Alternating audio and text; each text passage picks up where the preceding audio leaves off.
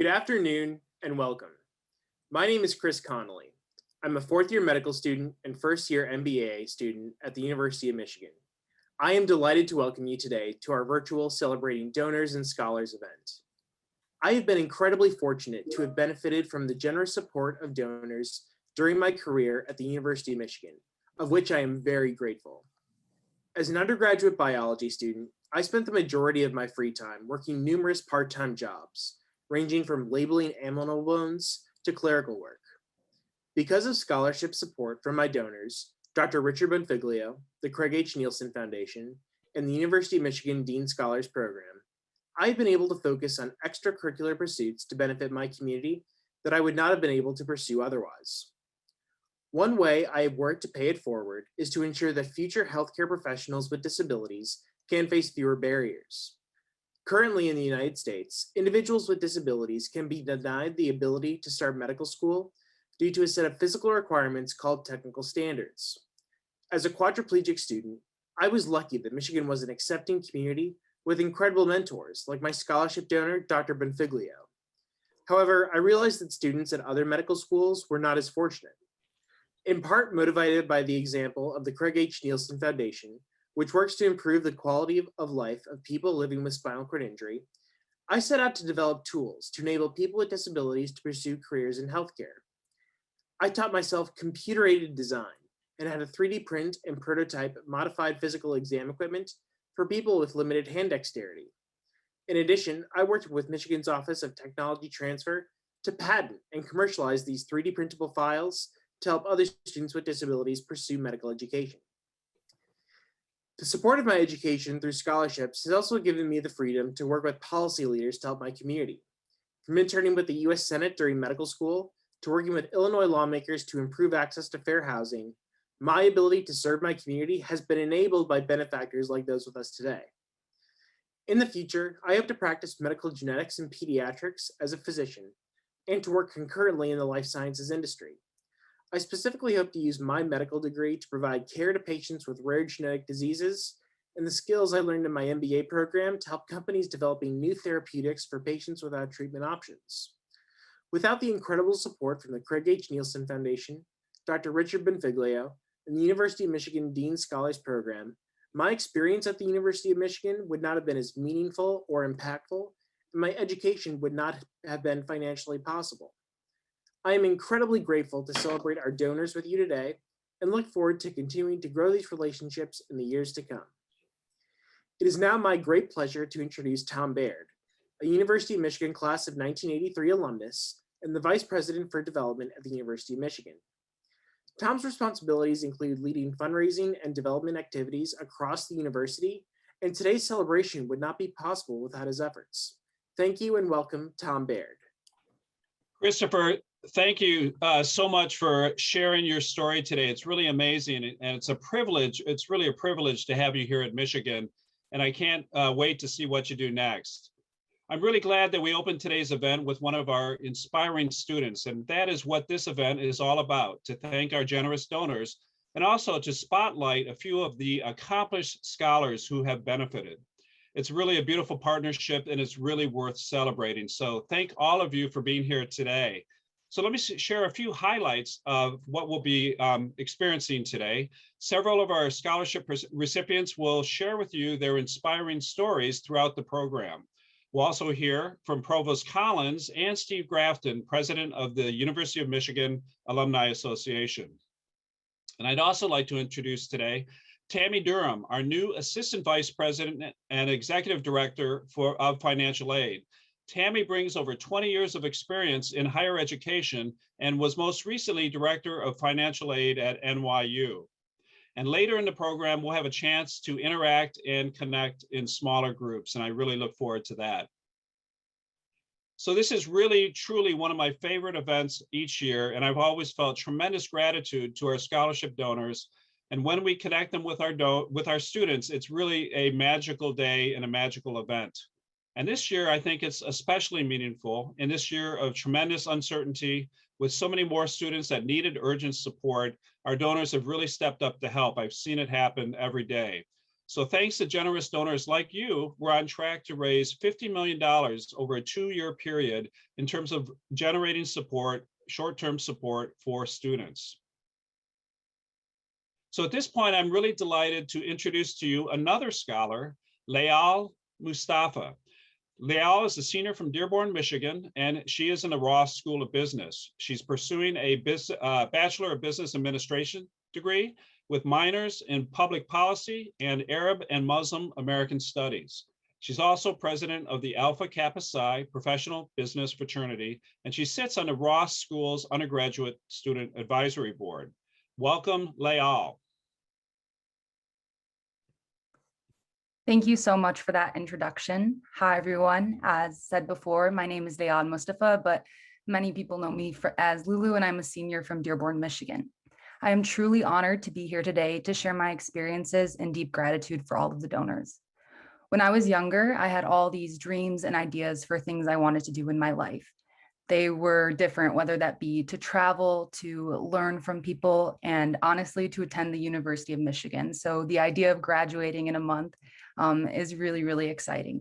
And I can honestly say that throughout these past 4 years at the University of Michigan, these dreams and goals I have come into fruition.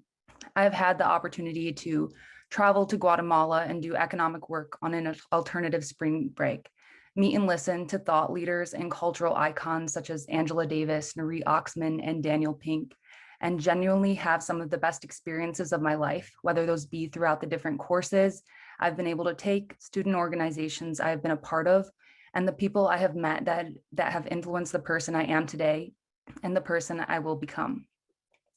The opportunity to freely explore and learn more about myself allowed me to get my dream job out of college, where I'll be working on economic and healthcare related consulting in the city of Detroit, and allowed me to pursue work on campus focused on fostering a space for communities, helping first generation students, and writing for the Daily about identities and beliefs.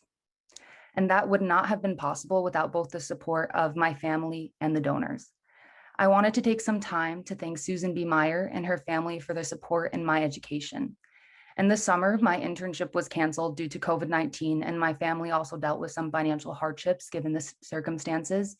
And I was worried. I was worried about how I would pay for school, books, Wi-Fi, etc. But with your support, I was able to come into my senior year focused on my learning and not about the financial burdens.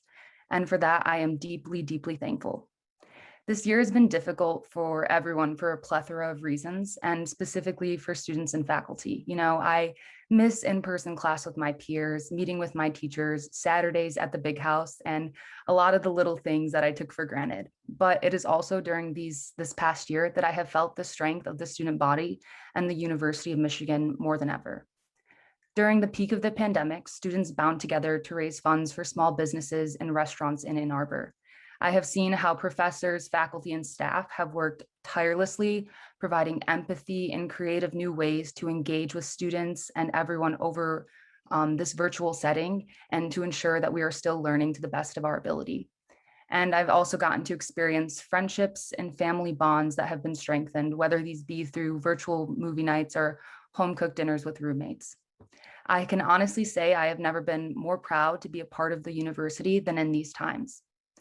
Although this year was different, no football games in the big house or days spent in the Ross Winter Garden for any Ross alum, the University of Michigan spirit is stronger than ever, and all of your support is what allows for this to happen. It's hard to put into words the impact you have on day-to-day lives of students like myself, so I will say thank you again, and as always, go blue. Your support matters deeply, and I have so much appreciation for the donations you provide that allow students like myself to pursue our wildest dreams. I now have the great honor to introduce Susan M. Collins. Susan M. Collins is the Provost and Executive Vice President for Academic Affairs at the University of Michigan, as well as the Edward M. Gramlich Collegiate Professor of Public Policy, Professor of Economics, and former Dean of the Ford School. She is an international economist whose research interests center on understanding and fostering economic growth in industrial emerging markets in developing countries. And she is currently a member of the Board of Directors of the Federal Reserve Bank of Chicago, a member of the Council on Foreign Relations, and a research associate at the National Bureau of Economic Research. Thank you so much.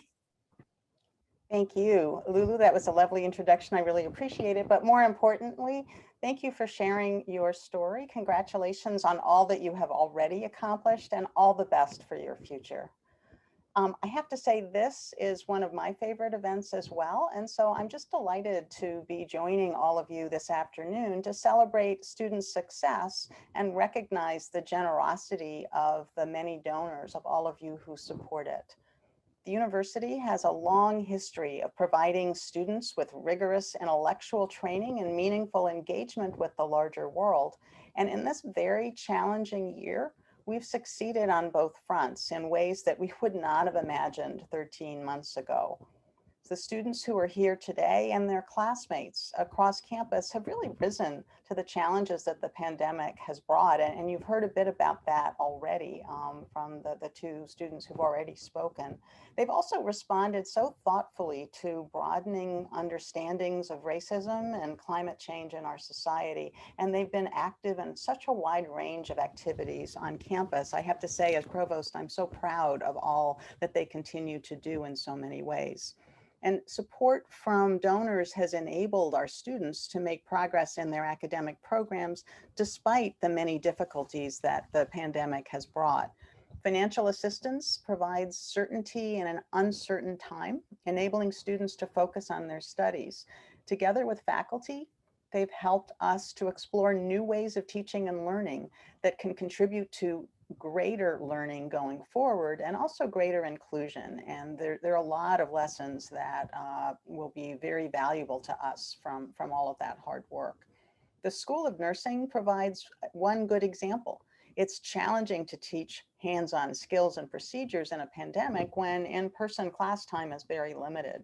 So the school considered how it could help students learn and practice skills like starting an IV, placing a catheter, or doing a chest tube insertion. So augmented reality, or AR, proved to be really helpful. Combining in-class instruction with the use of AR technology, students learn in small groups with an instructor and then practice on a mannequin. So wearing a headset, students see steps in the procedure appear on the screen along with demonstration videos and reminders about precautions like maintaining a sterile environment. And the student's eyes can move through the screen so that it guides the students through the procedure. And what we've heard is how much students appreciate the opportunity to practice in that way and receive really valuable guidance. Learning these procedures comes in students' second year of study, a time when many begin to doubt their abilities and perhaps think that they don't belong in nursing.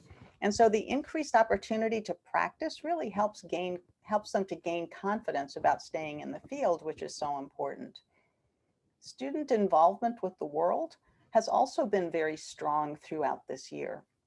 And there are abundant examples across campus. Some are new activities prompted by this year, like no other, and others are new ways to do things that we've done for many years. And so I'd like to mention just a few of those this afternoon. First, students in public health and engineering work together to help small businesses develop ways to meet health screening and other state requirements so that these businesses could remain open, providing needed products and keeping people employed. Another example is the School of Information's Citizen Interaction Design Project, in which students learned of the Michigan Secretary of State's need to inform voters, particularly those aged 18 to 25, about increased access to voting by mail. So students from information and business worked virtually with small cities and townships that have limited resources, assisting them in speeding up the response time to vote by mail requests. And that also helped to build young voters' trust in the electoral process, which again, we know will continue to be important going forward. And we've all learned about the emergence of infectious diseases attributed to the novel pathogens that spill over from animal populations to humans. And so in spillover events, specimens in museums and biorepositories can help to quickly track a pathogen to its source in the wild. The collection and archiving of specimens is a process that's known as host vouchering, and it's really the gold standard for research in this area. But again, unfortunately, the careful processes are not always followed. And so researchers in our Museum of Natural History and our Department of Ecology and Evolutionary Biology are helping our students understand the importance of the rigorous process and how to develop skills to practice that as well. And their training will contribute to faster responses to future infectious diseases. So there are many traditional activities that we're doing in new ways as well. And here are just some of those that would be included on that list. We're using a student-developed app to connect people for study groups, and that's actually been quite popular in a variety of places across campus. The solar teams, all virtual, solar car teams, all virtual work to design its next vehicle is going along really, really well, and that's exciting. And the musical theater seniors, traditional seniors entrance became a virtual production this year, introducing incoming students to challenges presented by the pandemic and social injustices and showing them the city of Ann Arbor. And if you haven't seen it, it's fabulous. I really strongly encourage you to take a look at it. So I've shared these examples because they illustrate how a Michigan education helps students to develop the knowledge and the skills that they need for successful and meaningful lives. The support of donors enables our students to pursue their studies and fully embrace all of the opportunities that the university offers. I believe they also illustrate the sense of responsibility to society that's a hallmark of our graduates.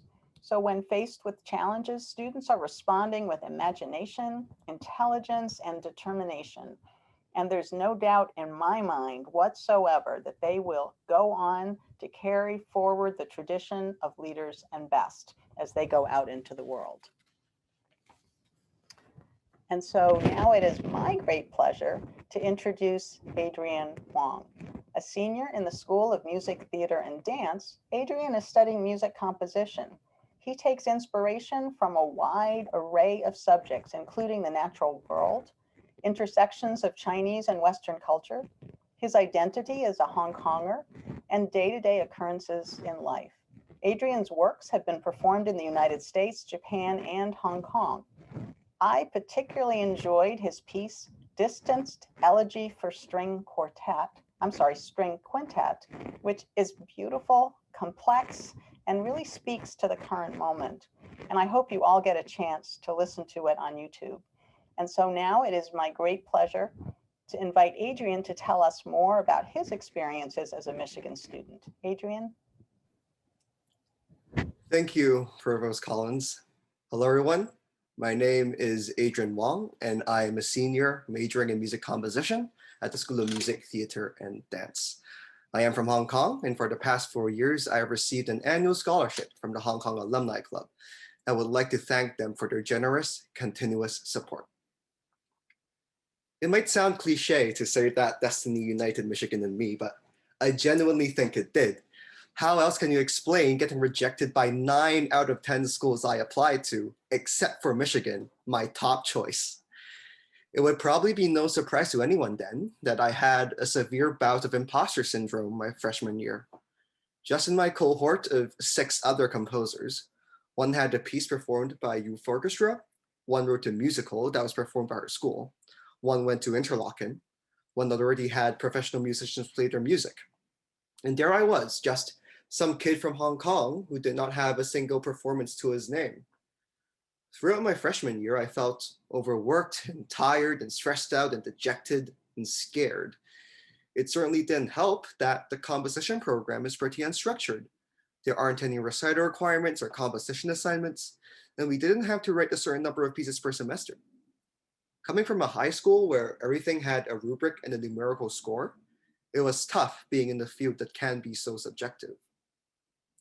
Then in came Professor Kristen Custer, who was my principal teacher freshman year, and honestly, quite a lifesaver. Once I was having a particularly rough week and did not bring anything to show her. She graciously offered to end our lesson early and told me to spend a free hour resting and recovering from the hectic schedule I was on. As I stared into my exhausted reflection in the glass table in her office, the culmination of self-doubt and anxiety and stress and culture shock and missing my family and the horrible weather and the creative block finally hit me. Before I can stop myself, I blurted out, "Why am I here?" "What do you mean?" she asked. I told her about all the awesome things my peers were doing and how I was only accepted into Michigan. And I listed all the awful things I felt about myself and my music. As I was explaining, I started to see a sliver of a grin forming on Professor Custer's face. Every year, freshmen ask me this question, she said. And every year, I'll tell them that I won't answer them. Not expecting this response, I pressed on and asked her why. If I tell you why, then you'll just hold on to that aspect of your music and not develop anything else. Trust yourself that you are here because we think you deserve to be here. It was genuinely quite reassuring to hear that my professor had faith in me, and I was soon able to dig myself out of that rut. I now recommend any student composer to study with Professor Custer. She will make you feel that you belong here. And that was probably the most important conversation during my time at Michigan. Might even be the most important conversation I've had artistically. We switch principal teachers every year, so I studied with Professor Bright Sheng the next year, and he has a reputation for being a bit of a tough nut to crack. But thanks to the conversation with Professor Custer, I had the self-belief and confidence to thrive under Professor Sheng's instruction, and my music improved tenfold. So much so, in fact, I decided to study with him for 2 more years. It is thanks to them and the pull up your bootstraps environment that the composition program cultivates that I was able to find some success with my music. I will be having a premiere of the Hong Kong Philharmonic Orchestra this summer. I was commissioned by the Hong Kong Composers Guild. I had a choral piece of mine published by Hal Leonard, the biggest classical music publisher in the United States. And I have had performances in Michigan, New York, Texas, Cincinnati, Hong Kong, Japan, and hopefully, COVID permitting, Flanders. Most excitingly, I was recently accepted into the graduate program at the Curtis Institute of Music, and that is all due to the top-notch instruction I received here and the wonderful people I was lucky enough to meet. So I would like to thank the Hong Kong Alumni Club who made this possible and say a massive thank you to all the donors who have contributed so much to the education of some of the most unique, driven, and ambitious people here at the University of Michigan. Without you, we couldn't have begun our journey and achieve what we have or will have achieved. So again, thank you all for continuous generosity in bettering the lives of so many students here on campus. I would now like to introduce Steve Grafton, CEO and President of the Alumni Association since 1994. In his leadership, the Alumni Association has transformed into what it is today, focused on connections and successes for all 630,000 plus alumni, as well as being a supporting partner of the university. Please welcome Steve Grafton. Well, thank you, Adrian. I tell you, that was such an incredible story, and I'm also grateful for Professor Custer for having that conversation with you, and would just say, absolutely, Professor Custer was correct. You do belong here, and I can see that you're having a big impact on your fellow classmates, on the university, and undoubtedly you will in the world once you get out and really get going. I looked through tried to scroll through the list with 400 people participating in this event today. It's hard to see everyone, but it was so reassuring to me during this time to be able to see faces, familiar faces, friendly faces like Sam and Bobby, Rich and Susan, Steve and Faith, Bruce and Jackie. Now I'm in trouble because I started and I can't mention everybody, but I'm really grateful to all of you. And on behalf of the 630,000 alumni that Adrian mentioned, I want to thank all of you, not just for being here today, but more importantly, for the invaluable role that you play in keeping the University of Michigan is truly one of the world's greatest universities. I want to commend the students that are here for your talent and your hard work. And I know you've exhibited that in earning the scholarship support that you've received and for the efforts you've made at Michigan. But I think it's been especially tough, and you've especially, as Provost Collins said, you've especially shown your mettle during this global pandemic that we're all experiencing.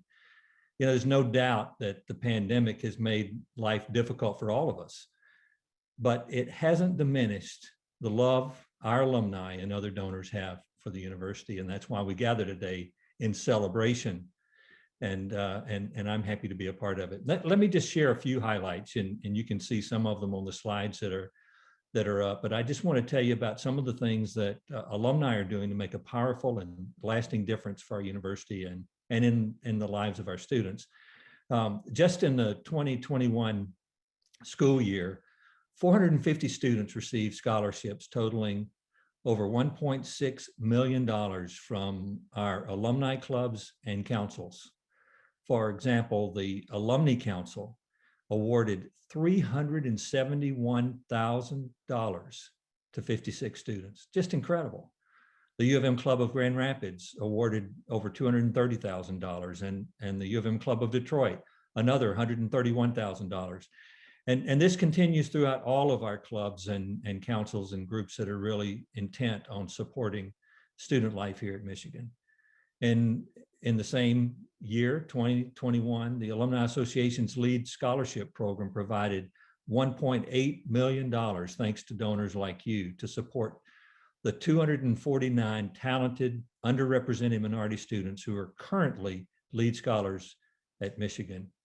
As you see on the slide, during the time of that program, our longest serving donors to that program are Kim Flessner. I think Kim is on the call. I haven't seen yet, but Kim, and I think about Dean Rennell and Rich and Susan I've already mentioned. But I especially am happy to share a couple of larger endowment gifts that just in this past year that have established new LEAD scholarships. One is from Jane Plasman, who is with us today.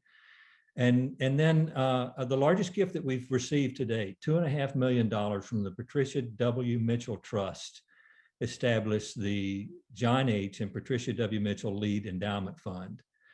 Bill Allen, who is the trustee for that fund, is on this call as well. And let me just say directly to Bill, on behalf of all donors, I just want to say, Bill, you are making a difference. And I really want you to know that your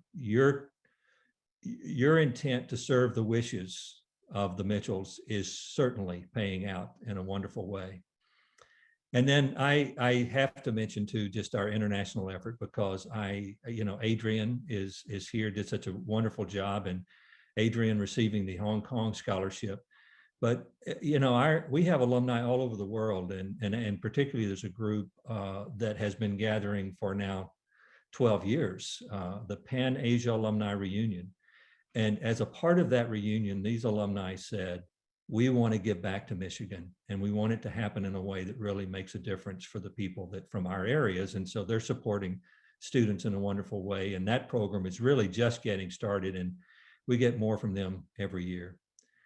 I wish I could say that your gifts and the gifts of all of the others who are not on this call have entirely closed the gap that's necessary to create the kind of experience that all of our students need and deserve. But the truth is that there's still a lot more to be done, and we need to encourage others to join us in this effort. You are the home team. You're truly the leaders and best, and we need to just kind of make sure this keeps going. But so from the bottom of my heart, I want to thank you for your very important part in this work that we're doing together, and it is making a difference. It's the Michigan difference, and I thank you for it. And now I'm pleased to introduce yet another student. Aren't these students just incredible? I mean, I kid my wife. I say every time I meet a Michigan student, I want to adopt them, and I just want them. Fortunately, as the president of the Alumni Association, I get to stay in touch with all of you, and so that's a really great thing. And I look forward to watching your careers and your experiences throughout life to be even better. And so I'm going to introduce Kristen Conyers, who is the recipient of the Vivian A. and James L. Curtis Endowed Scholarship for Geriatric Social Work.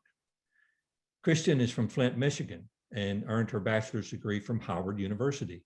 Today, she's pursuing a master's of social work degree, and in that, a focus on older adults and families. And we are truly honored that she's chosen to pursue this degree at the University of Michigan. Kristen's passion to improve advocacy, public policy, and the quality of care for older adults will undoubtedly make her a leader in that area as she pursues her career dreams. So, Kristen, thank you for being with us. I look forward to hearing from you. Please join me in welcoming Kristen Conyers. Thank you for the warm introduction, Steve. Greetings, everyone. I hope all of you are doing well and staying safe.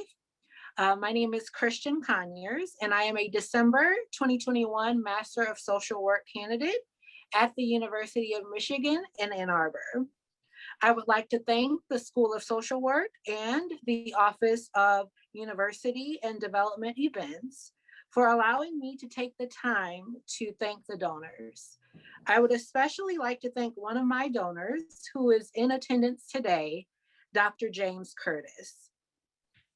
Being raised solely by my beautiful grandmother in Flint, Michigan, allowed me to experience the ways in which we can utilize education to serve others, especially those that have been neglected and forsaken. You see, my grandmother understood the barriers that hindered individuals. My grandmother, who I affectionately call Gran, grew up during the era of Jim Crow in Memphis, Tennessee.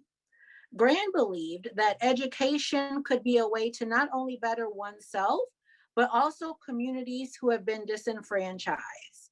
Thus, like many of her peers, Gran sought an education at a historically Black college and university, also known as an HBCU. She learned that leadership was ultimately a calling to serve and empower others, and that is exactly what she did. So when it came time to start my undergraduate degree, I followed in her footsteps and attended an HBCU, Howard University in Washington, D.C. While attending Howard, I continuously witnessed my grandmother and other older adults grapple with the effects of ageism. I began to question what additional programs could assist grandparents raising grandchildren. How can we improve the quality of care for older adults in healthcare? And what are innovating ways social programs can be improved to benefit the welfare of aging adults? I recognized to address these questions, a career that encompassed research, advocacy, interpersonal practice, and policy was necessary. And just like that, I knew social work was the field for me.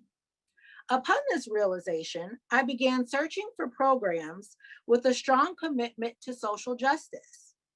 The University of Michigan School of Social Work's dedication to training the next generation of social workers for the past 100 years was evident in their 300 plus scholarship opportunities for MSW students, 550 plus locations for field work, and its #1 ranking for social work programs.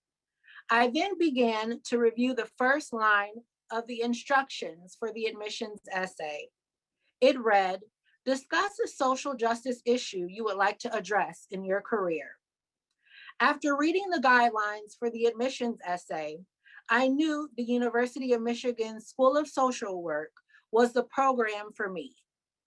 Ultimately, Howard's devotion to truth and service not only instilled advocacy and leadership within me, but allowed me to recognize others' commitment to social justice as well.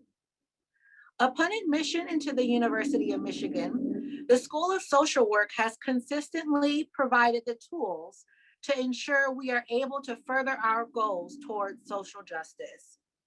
There is even a new scholarship titled the Centennial Social Justice Impact Fund that is devoted to students and faculty who are advancing the causes of social justice.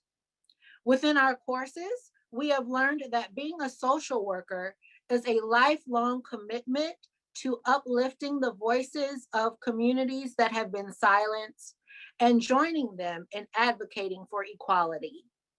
Whether it be in the form of writing policy recommendations, participating in research-informed practice, or advancing human rights, the role of the social worker is essential. COVID-19 has proven that various disciplines must unite and join forces to address the disparities plaguing our society. With the generosity of our donors and all of you in attendance today, I have faith that we can dismantle barriers. To conclude, I would like to express my sincerest gratitude to Dr. Curtis, all of the donors in attendance today, and the School of Social Work for your support. And lastly, I would like to honor my grandmother, who believed that I was passionate enough to make a difference. Thank you. I would like to return the program back to Vice President Baird. Thank you, Kristen, for sharing that story. We're so lucky and we're so proud to have you here at Michigan. And I can just tell from your story and your persona that you're just going to have a huge impact on the world. So thank you so much. So now we're going to highlight a variety of people and groups who are represented here today. We're going to have some slides which will roll. As I noted earlier, our donors have really stepped forward in this really very challenging year and provided support, urgent student support. That was one of our top priorities. And it's really exciting to note that 24 brand new scholarships have been created in the Office of Financial Aid alone. The names you see here leave a really very much an honorable legacy that represent many of the unique challenges of this past year. A few examples. One is that one group endowed the John Lewis Legacy of Courage Scholarship in the year of his death. And another was established, it's called the Schuyler Herbert Memorial Scholarship, named in memory of a 5-year-old girl who died from COVID-19 complications. There's just so much meaning in each one of these names and each one of these gifts. It's really great to see the growing impact of some of our longest running scholarships. We have one, the Alice B. Martin Scholarship, which I find really interesting, established in 1924. And this year it is supporting 12 scholarships, 12 students. And we have the Seth Harrison Scholarship, which was established in the late 1800s. I wish I could have met him or whoever the donor was. It's the oldest in OFA's history. And finally, I'm thrilled to see that at least 95 students who are first generation, the first in their families to attend college, were supported by scholarships. We're just really incredibly grateful to the generous donors that are listed here who gave for the benefit of others. And it's just a great group of wonderful people. I just want to thank them and all of you. So now we have an opportunity to connect in some smaller breakout groups so that donors and scholars can get together and interact in a less formal way. I'll be there as well. So just hold tight. Our events professionals will move you into a breakout room where you can chat and ask questions. I know you'll really enjoy it. So I'll see you back in about 10 minutes. Thank you.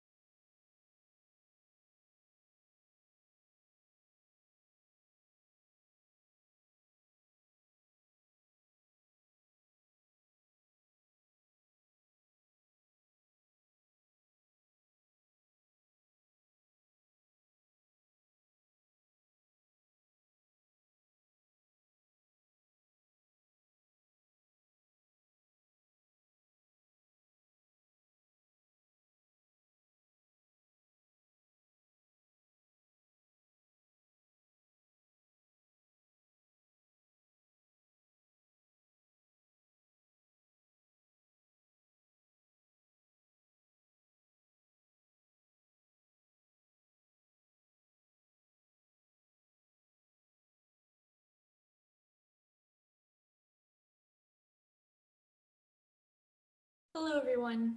My name is Isabel Bori. I would first like to thank everyone for coming. Thank you to all the donors. Thank you to the University of Michigan for allowing us the opportunity to thank the donors.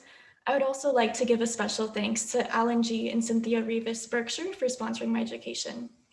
To introduce myself, I'm currently a first year in the 2-year Master of Architecture program at Taubman College. Originally, I grew up in Phoenix, Arizona. I obtained a Bachelor of Science in Architecture and a minor in Construction Management at Arizona State University.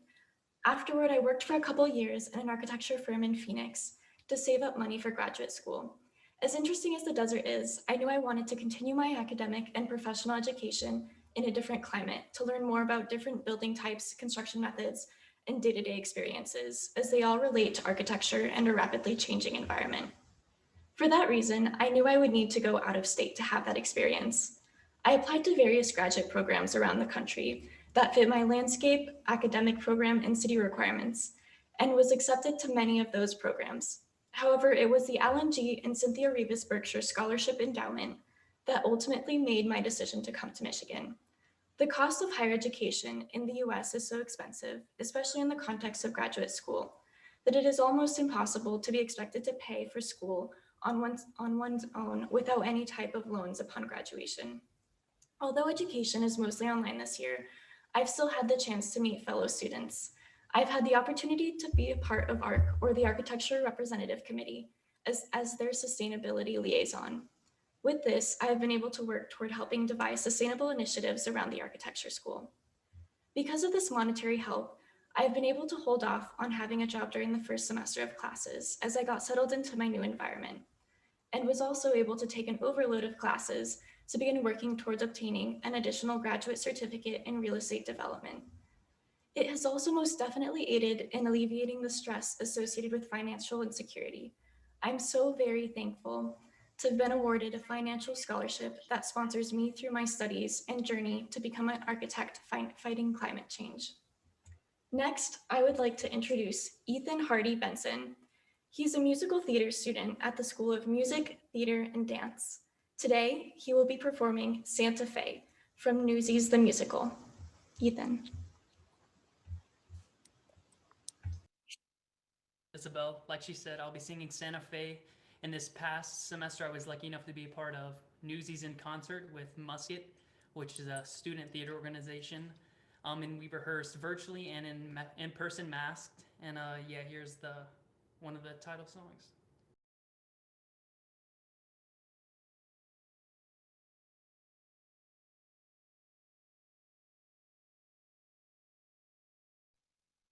Wow, thank you, Ethan.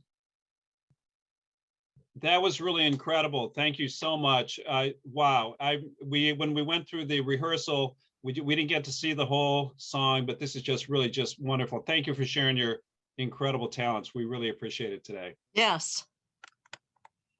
Thanks to all the scholars for sharing a little bit of your lives with us today. I want to also thank my friends, Provost Collins, Steve Grafton, and Tammy Durham for being here as well.